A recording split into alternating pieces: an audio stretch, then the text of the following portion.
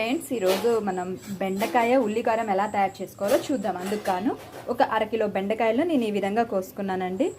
తర్వాత ఏ విధంగా చేయాలో చెప్తాను. ఒక బాండీ పెట్టుకొని కొంచెం ఆయిల్ వేసేసుకొని ఒక 2 మెంతులు వేసుకోండి. ఫ్రెండ్స్, కనిపిస్తుందా? మెంతులు వేసాను.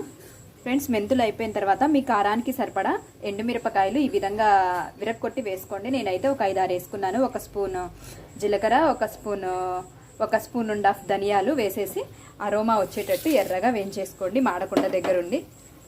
ఇప్పుడు దీనిలో ఒక 2 మీడియం సైజు ఉల్లిపాయలు ఈ విధంగా కోసుకొని దీనిలో వేసేసుకోండి. ఆ తర్వాత ఒక 3 రెబ్బల చింతపండు మెయిన్ అండి. ఫ్రెండ్స్, ఈ విధంగా చూడండి, 1 2 3 4 రెబ్బల చింతపండు వేసాను. బెండకాయ ఉల్లికారానికి చింతపండు అనేది కొంచెం మెయిన్గా ఉండాలండి. ఇది దగ్గరుండి ఒక 5 మినిట్స్ మగ్గేదాకా వేయించేసుకొని దించేసుకోండి. ఫ్రెండ్స్, దీనిలోనే పసుపు ఉప్పు కూడా వేసేద్దాము. ఫ్రెండ్స్, బెండకాయలోకి ఉల్లికారం ఈ విధంగా ఫ్రై అయితే సరిపోయేది. దీన్ని మిక్సీ వేసేసుకుందాం చల్లారిన తర్వాత. ఈలోపు మనం బెండకాయని ఫ్రై చేసుకుందాం తాలింపు వేసుకొని. ఫ్రెండ్స్, బెండకాయని మనం ఫ్రై చేసేసుకుందాం. ఒక పాన్ పెట్టేసుకొని తాలింపు గింజలు వేసేసుకున్న తర్వాత నేను 1 కిలో బెండకాయలు వేసేసుకుంటాను. ఫ్రెండ్స్, బెండకాయలు వేసేసుకొని పసుపు వేసేసుకొని, ఉప్పు అనేది వేయకూడదు. ఉప్పు ఫస్ట్ వేస్తే బెండకాయల్లో జిగట వచ్చేసిద్ది.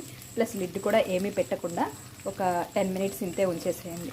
ఏమీ కదపండి కూడా కదపొద్దు. ఫ్రెండ్స్, చూడండి, బెండకాయలు మగ్గుతున్నాయి. నేనైతే గంటి పెట్టకుండా ఇట్లా పెట్టుకొని ఇట్లా తిప్పేసాను. ఫ్రెండ్స్, మీరు అలానే చేయండి. దీన్ని ఇప్పుడు మీరు పేస్ట్ వేసేసుకోండి. ఫ్రెండ్స్, ఇట్లా సగం మిక్సీ వేసుకున్న తర్వాత చిన్నులపాయలు వేసేసుకోండి, 5-6 రెబ్బలు. ఈ విధంగా మిక్సీ చేసుకోవాలి. ఇప్పుడు ఈ బెండకాయల్లో కొంచెం సాల్ట్ వేసేసుకుందామండి. చూడండి, బెండకాయ 30 వంతు వేగిపోయింది. ఇప్పుడు నేను ఆ పేస్ట్ దీనిలో వేసేస్తాను. ఫ్రెండ్స్, చూడండి, మొత్తం కలిపేద్దాము. ఫ్రెండ్స్, చూడండి, కలిపేసాను మొత్తం. కొంచెం నాకు సాల్ట్ సరిపోలేదని సాల్ట్ వేసాను. ఒక 5 మినిట్స్ నుంచి దించేద్దాం. ఫ్రెండ్స్, చూడండి, మన అయిపోయింది బెండకాయ ఉల్లికారం. చాలా టేస్టీగా ఉండిద్ది. అన్నంలోకి కలుపుకుంటే ఇది చపాతీలోకి కూడా బాగుండిద్ది. చూడండి ఫ్రెండ్స్, కిచిడీలోకి కూడా బాగుండిద్ది. అయిపోయింది, ఇంతే. బౌల్లోకి తీసిన తర్వాత మళ్ళీ మీకు చూపిస్తాను. ఫ్రెండ్స్, చూడండి, రెడీ అయిపోయింది మన బెండకాయ ఉల్లికారం.